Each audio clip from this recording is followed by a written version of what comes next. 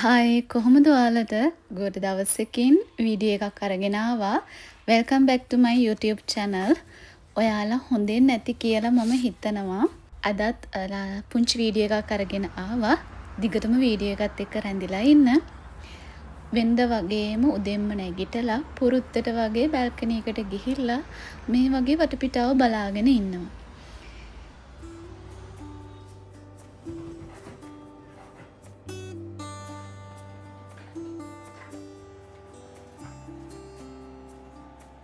අද දවසේ වැඩ පටන් ගන්න කලින් මේ විදිහට තියෙන කිචන් එක මට පහු වැඩ කරන්න ආස හිතෙන විදිහට අස් කරගන්න තමයි මම මේ හදන්නේ.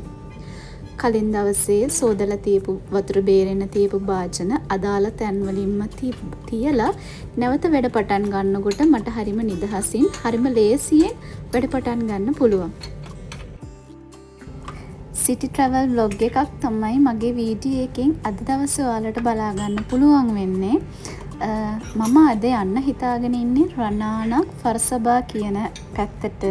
ඒ කියන්නේ මම ඉන්න තැන ඉඳන් මම ඉන්නේ හොදෂරෝන්. එතකොට එතන ඉඳන් කිලෝමීටර් 2.5 එහයින් තමයි මම මේ කියන සිටි එක තියෙන්නේ. ඉතින් ඒ සිටි එක ගැන පුංචි විස්තරයක්, ඒ වගේ මේ සිටි එකේ තියෙන ලස්සනම තැනකට තමයි එක්කගෙන යන්නේ, ජනප්‍රිය ලස්සනම තැනකට.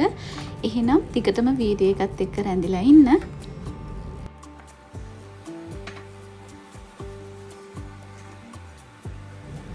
ජොබ් එකේ වැඩ මුලින්ම කරලා තමයි අනිත් හැම දෙයක්ම කරන්න ඕනි. ඉතින් මම උදේට දවල්ට කෑම සූදානම් කරලා තමයි මගේ ෆ්‍රී ටයිම් එකේදී මම එළියට යන්න හිතාගෙන ඉන්නේ.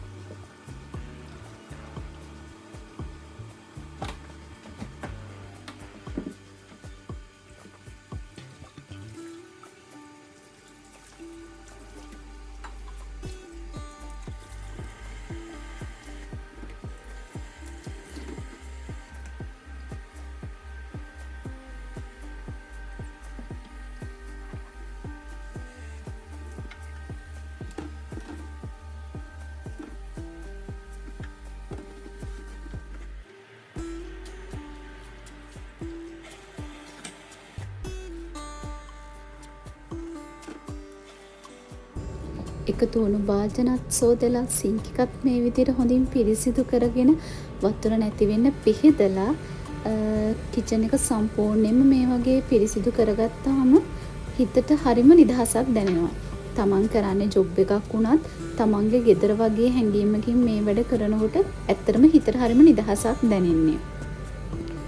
බලන්නකො ඔක්කොම අවසානයේ කිචන් එක පිළිවෙලට පිරිසිදුව තියෙනකොට අපිට කොච්චරනම් හිතට මානසිකව හිතට වගේම මානසිකව හරිම නිදහසක් තමයි දැනෙන්නේ.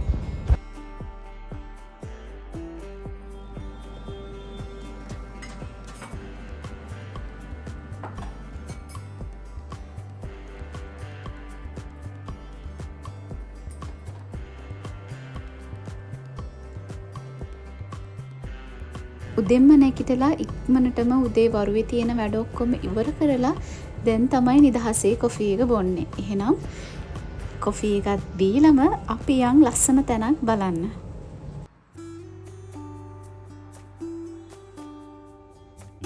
දැන් මම මේ පිටත් වෙන්න තමයි හදන්නේ. මම මුලින්ම යන්නේ රනානා සිටි එකට. මෙතන ඉඳන් කිලෝමීටර් 1.5ක් වගේ දුරක් තමයි තියෙන්නේ. මම පුංචි විස්තරයක් කියන්නම් රනානා ටවුන් එක ගැන.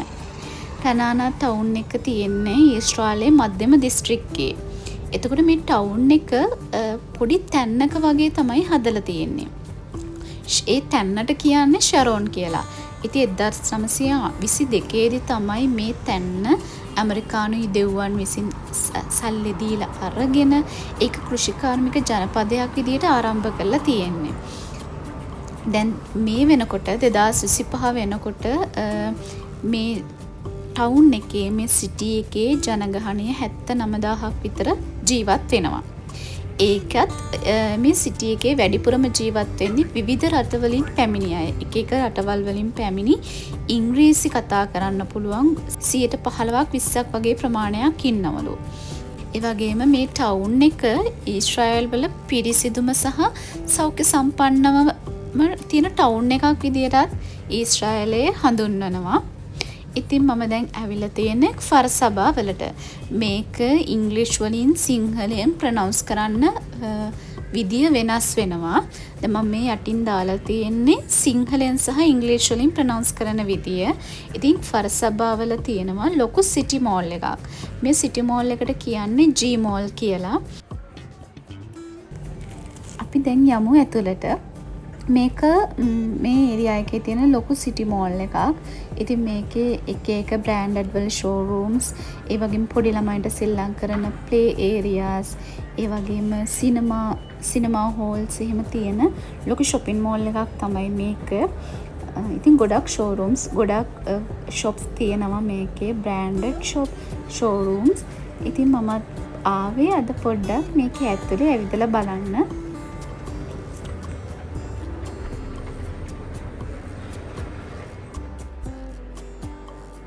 මම මුලින්ම H&M මේ ෂෝරූම් එකට ගියා. ඉතින් ඒකෙත් හරි ලස්සන ඇඳුම් තියෙනවා.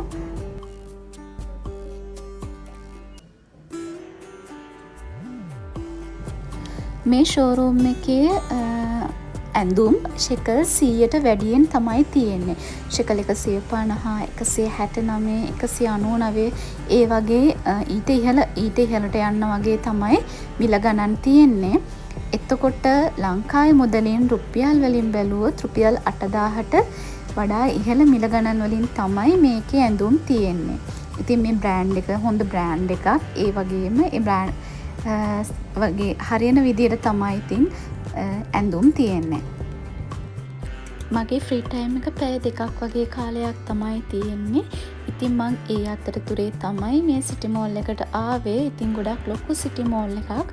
මගේ වෙලාවත් එක්ක මට යන්න පුළුවන්, ඇවිදින්න පුළුවන් උපරිම තැන්වල තමයි ඇවිදලා ඔයාලත් එක්ක මම මේ වීඩියෝ එක ෂෙයා කරගන්නේ.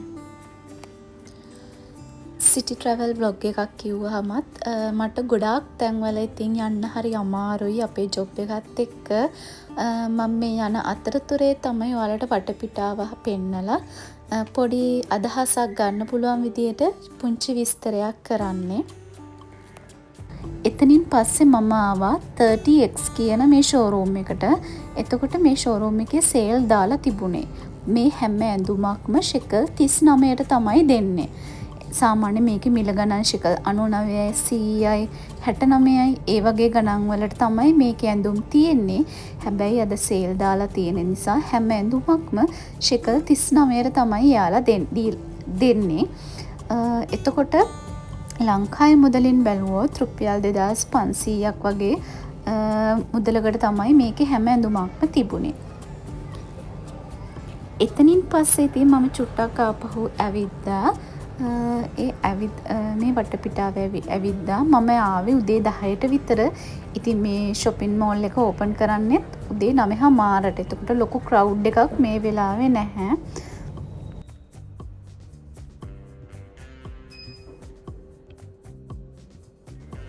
මේ තියෙන්නේ මම ගොඩක් ආසම බ්‍රෑන්ඩ් එකක්, Zara බ්‍රෑන්ඩ් එක. ඉතින් මම මේකෙත් පොඩ්ඩක් ඇවිදලා බැලුවා. හැබැයි මම වීඩියෝ කරගෙන තියෙන්නේ බොහොම පුංචි ප්‍රමාණයක්. Zara බ්‍රෑන්ඩ් එක දන්න අය දන්නවා කොච්චර හොඳයිද කියලා. ඉතින් හරිම කම්ෆර්ටබල්, හරිම සොෆ්ට් මැටීරියල් වලින් තියෙන ඇඳුම් තමයි මේකේ ගොඩක්ම තිබුණේ. ඇඳුම් අතරේ අතරමං වුණාම කාලය යනව දැනෙන්නේවත් නැහැ. හරි ඉක්මනට මගේ පැය 2 ගෙවිලා ගියා.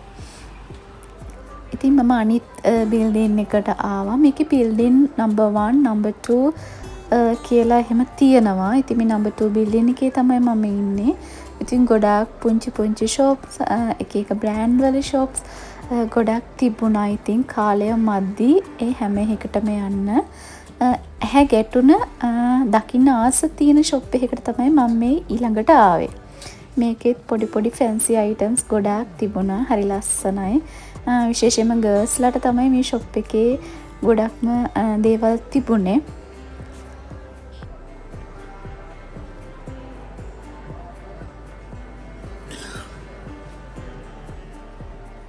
මේ මම ආවේ බුක් ෂොප් එකකට වගේ.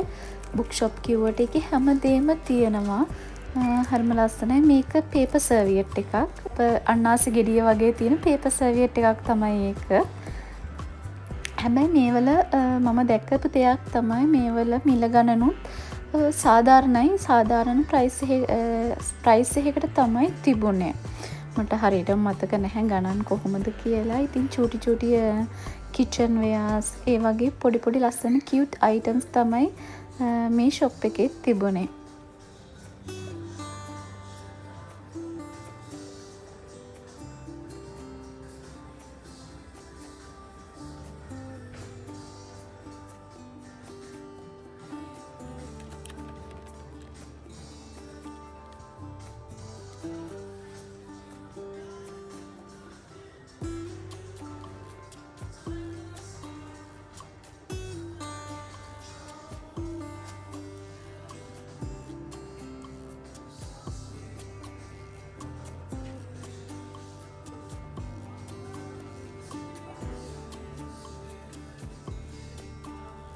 මට තිබුණු පැය දෙකත් හරි ඉක්මනටම ගෙවිලා ගියා. ඉතින් තව පැය භාගයක් වගේ තියෙන්නේ. මම ඒ පැය භාගෙ ඉතින් මට බස් එකේ යන්න සෙට් වෙනවා. මම ඉතින් ඉක්මනටම මං හොයා හිටපු බබල් ටී එකක් ගන්න ආවා. මෙතන ගත්තේ මං ක්‍රීම් කැෆේ කියන බබල් ටී එක. ඒක හරිම රසයි. මෙහි මුදලින් ශෙකල් 29ක් වගේ උනේ. එතකොට ලංකාවේ මුදලින් බැලුවොත් රුපියල් 2465ක් වගේ තමයි දැන් තියෙන රේට් එකට. හරිම රසයි මේ බබල් ටී එක. ඉතින් ඒකත් අරගෙන මං ආපු පැත්තටම යන්න ඕනි බස් එකක් ගන්න.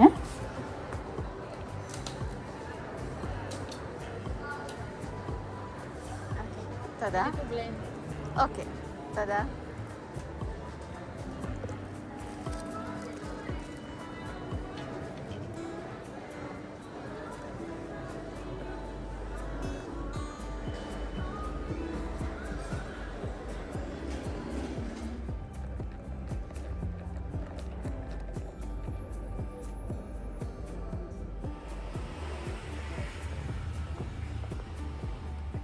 මෙහි රටේ හැම බස් හෝල්ට් එකකම හැම බස් එකක්ම නවත්තන්නේ නැහැ. ඒ බස් නම්බර්ස් වලට අදාළ වෙනම බස් හෝල්ට් එකක් තියෙනවා. ඉතින් මම යන්න ඉන්න බස් එක තිබුණේ shopping mall එකේ ඉඳන් මීටර් 500ක් විතර එහයින්. ඉතින් මම මීටර් 500ක්ම දුර පයින් ඇවිදගෙන ඇවිල්ලා තමයි මේ බස් එක ගත්තේ. මෙතන ඉඳන් රනානා සිටි එකට ෂෙකල් 8ක් වගේ තමයි එයාලා කපාගත්තේ. මෙතන ඉඳන් රනානා සිටි එකට ගිහිල්ලා එතනින් මම ආපහු තව බස් එකක් ගන්න ඕනේ විනාඩි 5ක දුරක්. ඔහොම තමයි ඉතින් මේ දවස ගෙවුනේ. මම හිතනවා ඔයාලා මේ වීඩියෝ එක ඉවර වෙනකම්ම බලන්න ඇති කියලා.